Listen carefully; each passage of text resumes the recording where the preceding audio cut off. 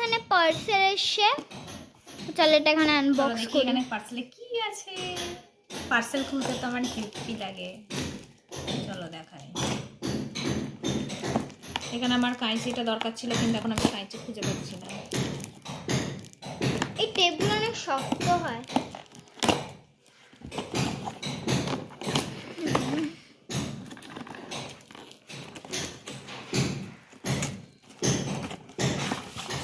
What is this? কি order করেছে? আমি তো অর্ডার করেছি, তো আমি তো জানি কি অর্ডার করেছি, কিন্তু ওরা তো কেউ জানে না।